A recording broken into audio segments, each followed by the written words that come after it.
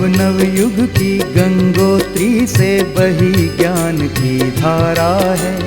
हम युग का निर्माण करेंगे, यह संकल्प हमारा है। हम बदलेंगे, युग बदलेगा, यही हमारा नारा है। सद्विचार घर घर पहुँचाएं, यह कर्तव्य हमारा है।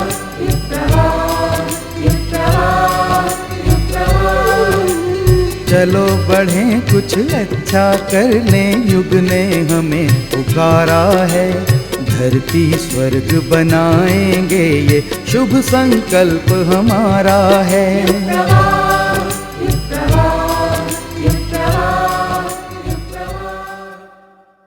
युग ऋषि का अमृत संदेश अमृतवाणी में।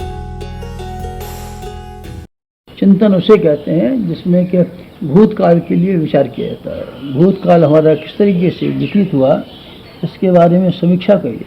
अपनी समीक्षा नहीं कर पाते, आप दूसरों की समीक्षा करना जानते हैं। पड़ोसी की समीक्षा कर सकते हैं, बीवी के दोष निकाल सकते हैं, बच्चों की नुक्ताचीनी कर सकते हैं, सारी दुनिया की गलती बता सकते हैं, भगवान की गलती बता देंगे, भाग्य की गलती बता देंगे। कोई भी ऐसा बचा हुआ नहीं है जिसको आप गलती न बताते हो। लेकिन अपनी गलती तो आप विचार भी नहीं करते। अपनी गलतियों को हम विचार करना शुरू करें और अपनी चाल की समीक्षा लेना शुरू करें और अपने आप का हम पर्यवेक्षण शुरू करें, तो ढेरों की ढेरों चीज़ें ऐसी हमको मालूम पड़ेंगी जो हमको नहीं करनी चाहिए थी। और ढेरों की ढेरों ऐसी चीज़ें मालूम पड़ेंगी आपको जो इस समय हमने जिन कामों को, जिन बातों को अपनाया हुआ है, उनको नहीं अपनाना चाहिए था। मन की बनावट कुछ ऐसी विलक्षण है कि अपना स्वच्छा, अपना स्वच्छा, बस अपना स्वच्छा, ये बात बनी रहती है। अपना स्वभाव भी अच्छा, अपनी आदतें भी अच्छी, अपना विचार भी अच्छा, अपना चिंतन भी अच्छा, सब अपना अच्छा, बाहर वालों का गलत। आध्यात्मिक उन्नति में इसके बराबर अड़चन डालने वाला और दूसरा कोई व्यवधान है ही नहीं। इसलिए आप पहला काम वहाँ से शुरू कीजिए कि आत्मसमीक्षा से। एकांत में चिंतन के लिए जब आप बैठें तो आप ये समझें हम अकेले हैं, अब कोई हमारा साथी और सहकारी नहीं है। साथी अपनी जगह पर, सहकारी अपने स्थान पर, कुटुंबी अपने स्थान पर, पैसा अपने स्थान पर, व्यापार अपने स्थान पर, खेतीबाड़ी अपने स्थान पर, इन सबको अपने अपने स्थानों पर रहने दीजिए। आप तो सिर्फ ये विचार किया कीजिए कि हम पिछले दिनों क्या भूल करते रहे, रास्ता भटक तो नहीं गए, भूल तो नहीं गए, इसीलिए जन्म मिला था क्या, जिस काम के लिए जन्म मिला था वही किया क्या, पेट के लिए जितनी ज़रूरत थी उससे ज़्यादा कमाते रहे क्या, कुटुंब की जितनी जिम्मेदारियाँ पूरी करनी चाहिए थी उसको पूरा करने के स्थान पर अनावश्यक संख्या में लोग बढ़ाते रहे क्या, और जिन लोगों को जिस चीज़ की ज़रूरत नहीं थी उनको प्रसन्नता के लिए उपहार रूप में लाते रहे क्या, क्यों, वजह क्या। ये सब गलतियाँ हैं। इसी तरीके से अपने स्वास्थ्य के लिए जो खान पान और आहार विहार जैसा रखना चाहिए था वैसे रखा क्या। चिंतन की शैली में जिस तरह की शालीनता का समावेश होना चाहिए था वो रखा गया क्या। न हमने शरीर के प्रति अपने कर्तव्यों को पालन किया, न अपने मस्तिष्क के प्रति कर्तव्य को पालन किया, न अपने कुटुंबियों के प्रति कर्तव्यों का पालन किया। कर्तव्यों की दृष्टि से हम बराबर पिछड़े हुए चले गए। जहाँ जहाँ पिछड़े हुए चले गए उन सबको एक बार की विचार कीजिए। क्यों विचार करने से क्या फ़ायदा, ये फ़ायदा है गलतियाँ समझ पाएंगी तो सुधार की भी गुंजाइश पड़ेगी। गलतियाँ समझ में नहीं आएगी तो आप सुधारेंगे क्यों। इसीलिए समीक्षा जो है, नाड़ी परीक्षा अपने आप की कीजिए भूतकाल के संबंध में। पाप क्राइम कोई नहीं कहते, पाप उन्हें भी कहते हैं जो कि है जीवन को अस्त व्यस्त बना के रखें। चोरी डकैती हत्या वगैरह ये तो बुरे कर्म ही हैं, लेकिन ये भी कम बुरा कर्म नहीं है कि आप आलस्य और प्रमाद में ही समय काट डालें। आप अपने स्वभाव को गुस्सेबाज बना के रखें, ईर्ष्या किया करें, चिंतन और मन को अस्त व्यस्त बना के रखें, ये भी कोई ढंग है। ये क्या है, ये भी गलतियाँ हैं। व्यक्तिगत जीवन में आपको गुण कर्म स्वभाव संबंधी गलतियाँ क्या हुई और क्राइम अपराध जुर्म करने के संबंध में क्या भूलें हुई, उन दोनों के बारे में एक बार विचार किया कीजिए। ये विचार करना बहुत ज़रूरी है। इससे ये मालूम होता है कि हमारी गलतियाँ कहाँ हैं और हम कितना चूकते रहे और चूक रहे हैं। इन चूकों को फिर सुधारने वाला अगला कदम आता है आत्म परिष्कार। आत्मनिरीक्षण के बाद में आत्म परिष्कार का दूसरा नंबर आता है। सुधार कैसे करें, सुधार में क्या बात करनी होती है, सुधार में रोकथाम करनी पड़ती है। मसलन आप शराब पीते हैं तो आप बंद कीजिए, सब अब हम नहीं पिएंगे। अब बीड़ी पीते हैं, सिगरेट पीते हैं, अपना कलिया जलाते हैं तो आप विचार कीजिए अब हम कलिया नहीं जलाएंगे। आत्म परिशोधन इसी का नाम है कि जो गलतियाँ हुई हैं इनके विरुद्ध आप बगावत खड़ी कर दें, रोकथाम के लिए आमादा हो जाएं, संकल्प बल से ये इस्तेमाल करें कि जो भूल होती रही है अब हमसे न हो, इसकी स्कीम बनाइए। गलतियां न होने देने का तरीका क्या है, क्या हम करेंगे। अपने आप में जब कच्चाइयाँ आएंगी और जब आप वो कच्चाइयाँ ये मजबूर करेंगी कि जो करते रहें वही ढर्रा चलते रहना जाना चाहिए, क्या अर्ज है। अपने साथ में पक्षपात और रियायत करने का जब आपका मन उठे तब आप उसके मन के विरोधी हो जाइए, मन को निगृहित कीजिए, मन को तोड़िए, मन से लड़ाई कीजिए। आत्म परिष्कार इसी का नाम है। आत्मनिरीक्षण और आत्म परिष्कार अथवा परिशोधन, ये दो कार्यों को मिला देने से चिंतन की प्रक्रिया पूरी हो जाती है। यही कहना था आज आपसे। ओम शांति।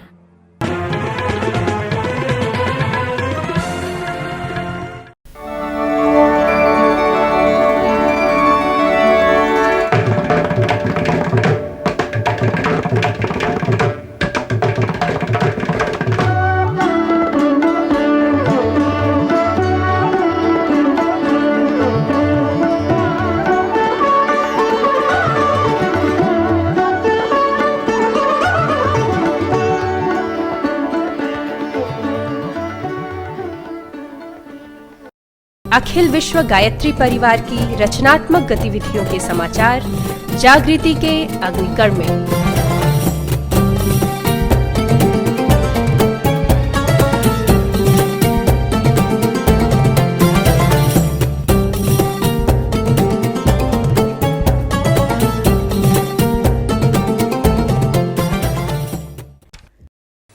महाकाल शिव की विशेष पूजा अर्चना के लिए सावन का महीना उत्तम माना गया है।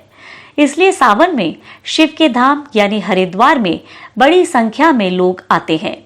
इन्हीं यात्रियों कांवड़ियों को पवित्र पावनी मां गंगे को स्वच्छ एवं निर्मल बनाए रखने आदि के संदेश देने के उद्देश्य से शांति कुंज परिवार ने जन जागरण यात्रा निकाली। वैदिक पूजन के पश्चात इस यात्रा को व्यवस्थापक श्री महेंद्र शर्मा एवं देव संस्कृति विश्वविद्यालय के कुलपति श्री शरद पारधी ने संयुक्त रूप से हरी झंडी दिखाकर रवाना किया।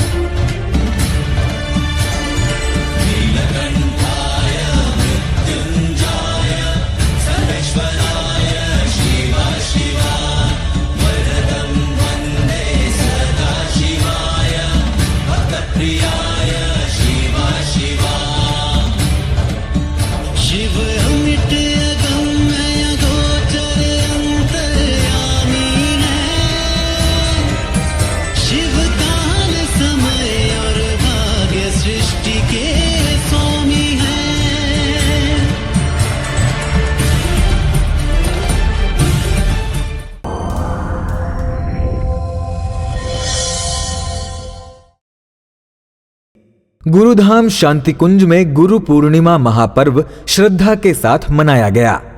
इस दिन प्रातः पूज्य वर के प्रतिनिधि के रूप में संस्था की अधिष्ठात्री श्रद्धेया शैल दीदी ने गायत्री महामंत्र की दीक्षा दी। ओम ओम भूर भूर भुवः भुवः स्वः स्वः तत् तत् सवितुर सवितुर वरेण्यं वरेण्यं भर्गो भर्गो देवस्य देवस्य धीमहि धीमहि धियो धियो यो नः यो नः प्रचोदयात् प्रचोदयात्।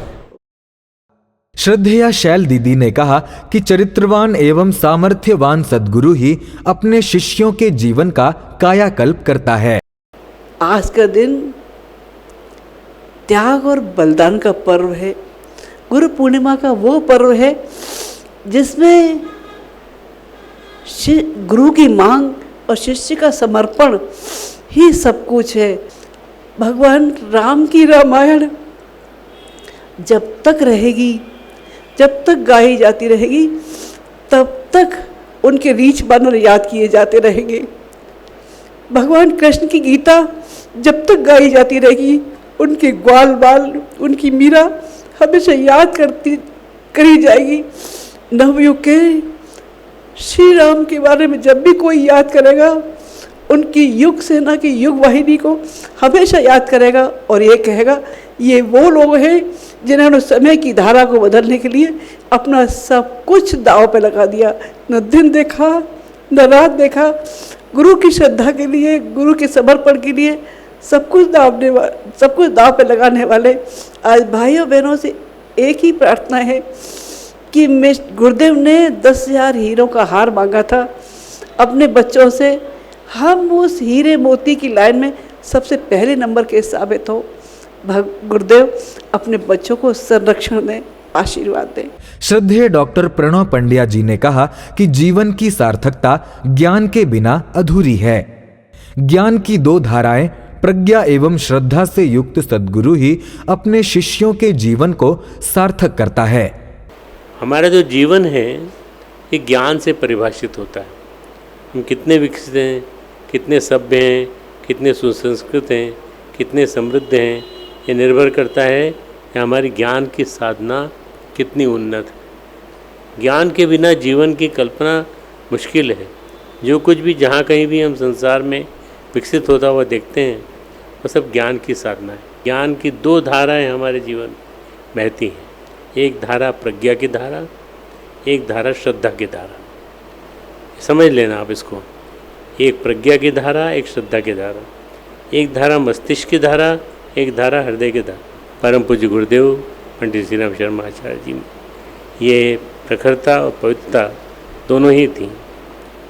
हमारे लिए जीवन के लिए ज्ञान की दोनों धाराओं का मूल्य है। हमारे लिए उनका ही मूल्य है जो प्रज्ञावान है, हमारे लिए उनका ही मूल्य है जो श्रद्धावान। हम दोनों के प्रति ही कृतज्ञ हैं। इस अवसर पर अखिल विश्व गायत्री परिवार प्रमुख द्वय ने गायत्री महाविज्ञान ऑडियो बुक सहित 7 पुस्तकों का विमोचन किया। इस दौरान प्रमुख द्वय ने देव वृक्षों का पूजन कर वृक्षारोपण अभियान में भागीदारी करने हेतु लोगों को प्रेरित भी किया। शाम में ब्रह्मवादिनी बहनों द्वारा भव्य दीप महायज्ञ हुआ।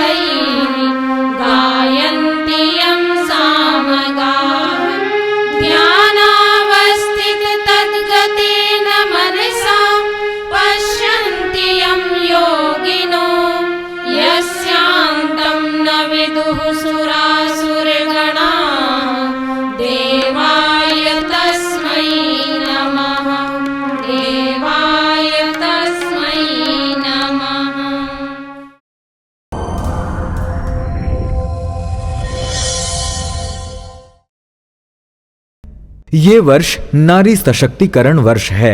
ऐसे में देश भर में नारियों में उत्साह भरने एवं जोश जगाने के लिए शांति कुंज से 7 टोलियां रवाना हुई हैं। टोली के सदस्यों को मंगल तिलक एवं उपवस्त्र भेंट कर गायत्री परिवार प्रमुख द्वय श्रद्धेय डॉक्टर प्रणव पंड्या जी एवं श्रद्धेया शैल दीदी ने विदाई दी। ब्रह्मवादिनी टोली देश भर में परिव्रज्या कर नारी जागरण के 5-5 दिवसीय विशेष प्रशिक्षण सत्रों का संचालन करेंगी।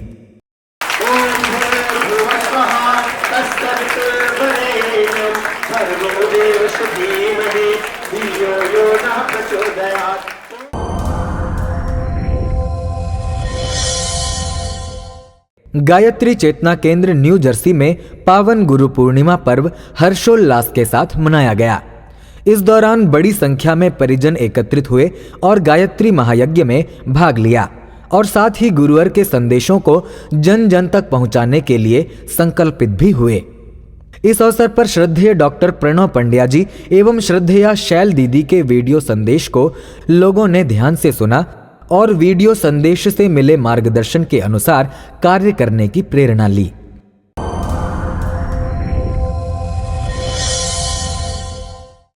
भाई बहन के पवित्र रिश्तों का पर्व रक्षाबंधन शांति कुंज में उमंग के साथ मनाया गया। शांति कुंज की बहनों ने श्रद्धेय डॉक्टर प्रणव पंड्या की कलाई पर राखी बांधी और श्रद्धेय शैल दीदी ने भाइयों को राखी बांधी। शांति कुंज अधिष्ठात्री श्रद्धेय शैल दीदी ने कहा कि रक्षा सूत्र मात्र कच्चा सूत्र होता है, लेकिन इसमें जब श्रद्धा भावना की शक्ति का समावेश हो जाता है तो ये सामान्य धागा नहीं रहता। इस अवसर पर संस्कार विभाग के आचार्यों ने सामूहिक रूप से हिमाद्री संकल्प का वैदिक कार्यक्रम संपन्न कराया।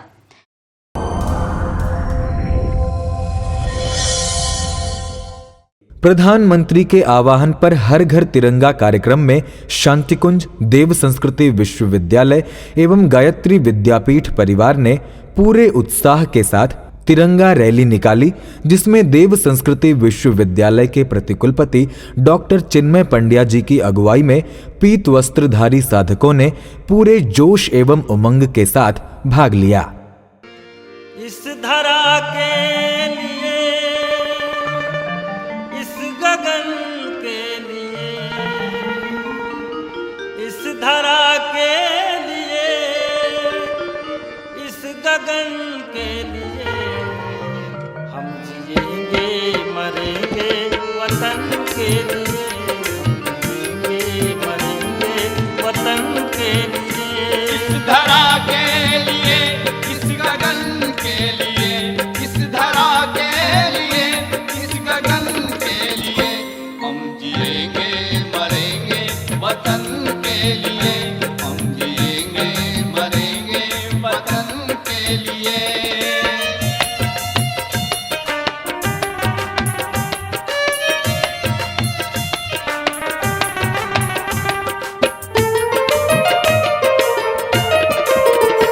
इसकी माटी को चंदन समहकाएंगे, इसके कण कण को तारों सा चमकाएंगे। इसकी माटी को चंदन सा महकाएंगे।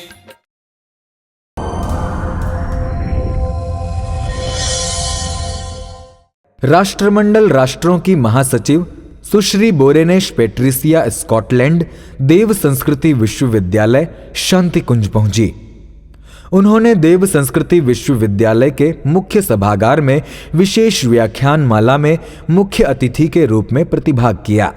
इस अवसर पर सुश्री पेट्रिसिया ने कहा कि अखिल विश्व गायत्री परिवार के नेतृत्व में पर्यावरण संरक्षण एवं मानवता के लिए जो कार्य हो रहे हैं वो पूरे राष्ट्रमंडल देशों के साथ संपूर्ण विश्व के लिए प्रेरणा स्रोत हैं। Your proximity to the power and beauty of nature and your focus on both intellectual and spiritual development is profoundly important, and it boosts my natural optimism, because a society with spiritual values is a society with hope, and a society with knowledge is a society with tools, and a society with the combination of hope, knowledge, can change the world. That combination is abundant here. So my optimism. देव संस्कृति विश्वविद्यालय के प्रतिकुलपति doctor चिन्मय पंड्या जी ने विश्वविद्यालय की रचनात्मक गतिविधियों एवं गायत्री तीर्थ शांति कुंज की परिकल्पनाओं एवं योजनाओं पर विस्तृत रूप से प्रकाश डाला। गायत्री परिवार एंड द एंटायर देव संस्कृति विश्वविद्यालय शांति कुंज establishment is intertwined with a community-based, interdependent consciousness that Gurudev called as the foundation of the Shanti Kunj and foundation of the Gayatri Parivar. He said that without an individual transformation, collective, total and full transformation can never take place. हम बदलेंगे तभी युग बदलेगा. And for us to understand the true significance of those wonderful words and that great concept, let us try to remind ourselves of the famous saying from the Vedic scriptures, where rishis are saying that success of few individuals, it remains meaningless and futile if collective travel has been eclipsed by a tragedy. इसके पश्चात सुश्री Patricia ने Asia के एकमात्र Baltic centre का अवलोकन किया। साथ ही विश्वविद्यालय के स्वरोजगार को प्रेरित करने वाले स्वावलंबन कार्यशाला एवं गौशाला का भी निरीक्षण किया।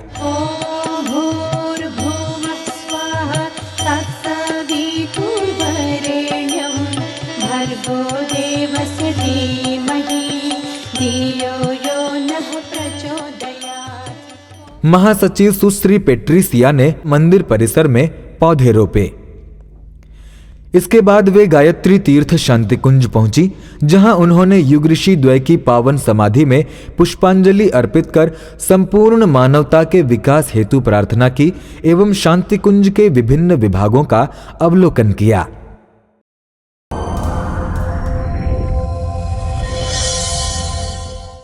अमृत महोत्सव के बीच 76वां स्वतंत्रता दिवस देव संस्कृति विश्वविद्यालय गायत्री तीर्थ शांति कुंज एवं गायत्री विद्यापीठ में उत्साहपूर्वक मनाया गया।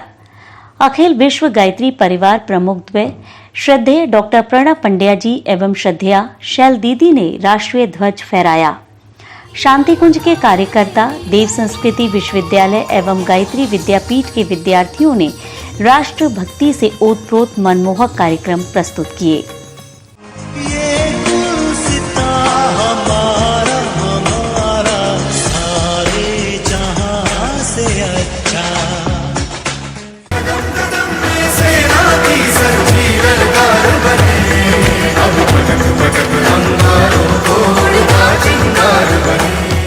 आजादी का अमृत महोत्सव मिल फहराए तिरंगा, घर घर तिरंगा, हर घर तिरंगा, हर घर तिरंगा, हर घर तिरंगा।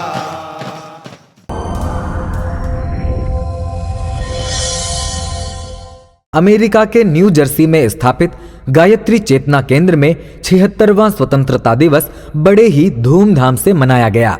इस अवसर पर भारत माता की जय, वंदे मातरम जैसे जय घोष से पूरा परिसर गूंज उठा। इस दौरान बड़ी संख्या में परिजन हाथों में भारतीय तिरंगा लिए उपस्थित रहे।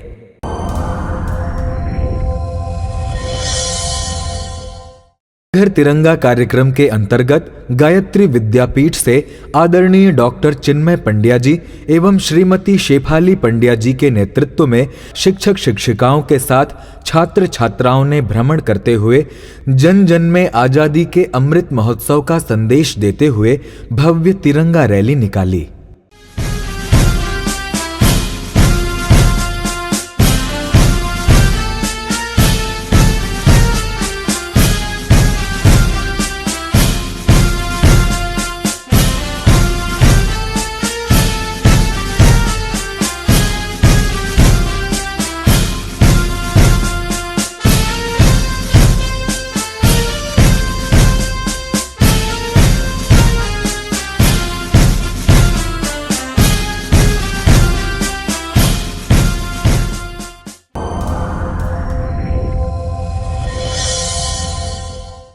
देव संस्कृति विश्वविद्यालय के प्रतिकुलपति एवं शांति कुंज के युवा प्रतिनिधि आदरणीय डॉक्टर चिन्मय पंड्या जी 1 माह के प्रवास पर यूरोप गए।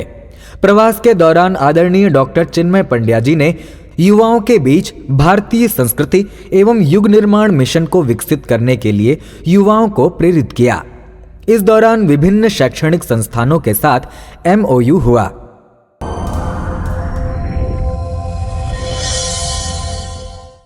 योगेश्वर श्री कृष्ण जी का जन्मोत्सव गायत्री तीर्थ शांति कुंज में उल्लास पूर्वक मनाया गया। ओ जब जन्मे कृष्ण भगवान जेल दरमियान मुरलिया वाले खुल गए जेल के ताले, मुरलिया वाले खुल गए जेल के ताले।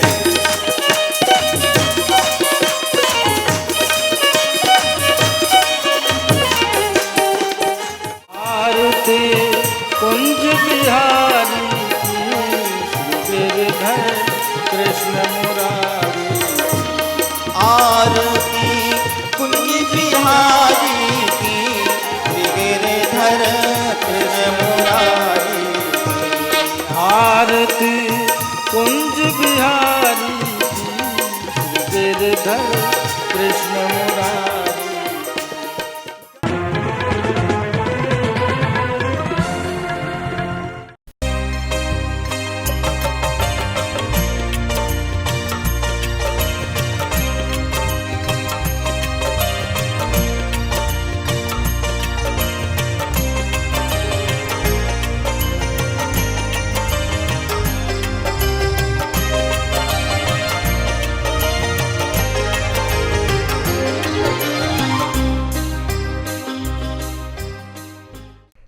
देखते हैं पूज्यवर के साथ बिताए गए अनमोल पलों की यादें सुरभित स्मृतियों में।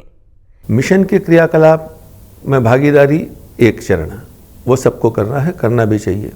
लेकिन उससे बड़ी बात यह है कि जो गुरुदेव चाहते थे कि मनुष्य में देवत्व का जन्म, हम नर के रूप में जन्म लिए और नारायण के रूप में हम विकसित रहें, हम अपूर्णता से पूर्णता की ओर किस प्रकार बढ़ें। गुरुदेव ने अपना पूरा साहित्य सृजन जो किया है, जो विचार लिखा है, वो वैचारिक विचार क्रांति के ऊपर में मनुष्य को देवत्व बनाने के रूप, देवता बनाने के रूप में पूरी की पूरी बात लिखी। मेरी अपनी सोच, मेरी अपनी धारणा ये है कि क्रियाकलाप तो हम लोग को इसलिए दिए हैं कि तुमने क्या किया, उसका प्रैक्टिकल कितना किया। अपने लिए करने की बात यह है कि हमारे अंदर का देवत्व हमने कितना विकसित किया। पूज्य गुरुदेव ने गायत्री महाविज्ञान में पूरी बात बहुत विस्तार से लिखी।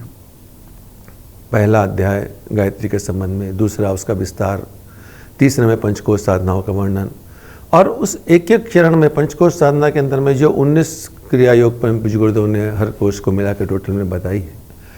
और अगर उस एक एक के ऊपर में मनुष्य कार्य करे तो अपने वांग्मय में लिखते हैं कि एक एक साल अगर एक एक कोश पर लगाए तो 5 साल में वह उस चीज़ को पा सकता है। जब मैंने वांग्मय में गायत्री की पंचकोश साधना और उसकी उपलब्धियों में ये पढ़ा और गायत्री महाविज्ञान के तीसरे भाग में देखा, तो मेरे को ये लगा कि जीवन का साधना पथ सबसे महत्वपूर्ण है बात है।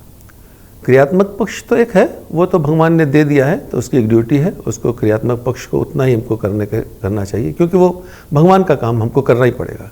लेकिन भगवान ने अपने लिए ये काम दिया है कि अपने जीवन को, जो ठाकुर कह गए कि इसके बाद लंबे समय तक अगर मौका नहीं मिलेगा, तो शायद ये बात मेरे को अपने जीवन में, अपने व्यक्तिगत जीवन में परिवर्तन में ये सबसे बड़ी घटना करी। मिशन की क्या क्या क्रियाकलाप क्या किया, ये मेरे लिए बहुत गौण बात है। बड़ी बात यह है कि अगर गुरुदेव का यहाँ पर धरती पे अवतरण हुआ और इसलिए आया कि ये आत्माएं सब एक उन्नत दिशा की ओर चलें, बढ़ें, तो उसमें मानवीय पुरुषार्थ भी अपना कुछ होना चाहिए। वो पुरुषार्थ गुरुदेव का साहित्य और उसके ऊपर नियमित एक एक क्रम से उस पर अभ्यास करने से ये चीज़ें मिलती रहती हैं, समझ में आती रहती हैं। मुझे इसी बात ने बहुत ज़्यादा किया। और पिछले कुछ समय का मेरा जो अभ्यास क्रम है, मैं चमत्कार के पक्ष पर गुरुदेव भी बहुत उसको प्रश्रय नहीं देते थे, बल्कि उसको क्रोधित ही होते थे चमत्कारों को लेकर के। और उन ये चाहते थे कि हम इस धरती का इंसान देवता बने। तो कैसे बने? तो गायत्री साधना से बने, और उसका पूरा प्रैक्टिकल स्वरूप गायत्री महाविज्ञान में दिया। और उसको हम जितना कर सकें, शायद मेरे लिए ये, मेरे हिसाब से यही सबसे बड़ी सफलता, या हमारे जीवन की साधना का, हमारे जीवन की सफलता, या जिसको हम कहें कि सार, शायद यही होगा। जब मैं जीवन के अपने पिछले अध्यायों को पलट करके देखता हूँ, तो मुझे लगता है कि हर चीज़ प्लांट थी, हर चीज़ प्लांट थी। क्योंकि इंसान को आगे कभी नहीं दिखता है, वो भविष्य को नहीं जान सकता है। भविष्य को जानना इंसान के फितरत में नहीं है, और इंसान जानना भी नहीं चाहिए।